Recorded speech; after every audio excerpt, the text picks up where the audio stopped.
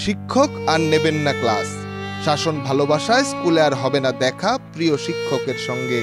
আর তার জন্য ডুকরে কান্না করছে শিশুরা। সেই কান্নায় বাদ পড়েনি শিক্ষক ও অভিভাবকরাও।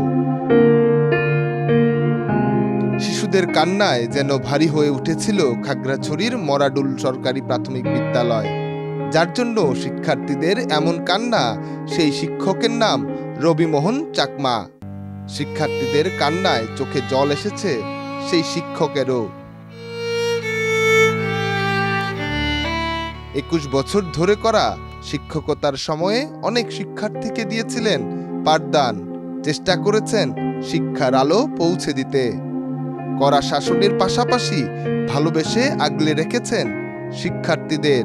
আর তাই শিক্ষকের ভালোবাসার মায়ায় চোখে জল এসেছে সকলের। এমন শিক্ষককে বিদায় দিতে ঘটা করে অনুষ্ঠান আয়োজন করেছে শিক্ষক ও অভিভাবকরাও। আর সেখানে চোখের জল ফেলতে বাদ পড়েনি শিক্ষার্থীদের পাশাপাশি শিক্ষক ও অভিভাবকরাও। রবিমোহন চাকমা যখন বিদায়ী বক্তব্য দিচ্ছিলেন, তখন পুরো অনুষ্ঠানস্থল যেন নীরবতা পালন করছিল। যখন তিনি বক্তব্যে বিদায় চাইলেন, তখন যেন কান্নায় আরো ভারী হয়ে গিয়েছিল বিদ্যালয়টির আকাশ। মে মাসের 21 তারিখ প্রধান শিক্ষকের দায়িত্ব পালন শেষে 21 বছরের শিক্ষকতা পেশা থেকেও অবসরে যান।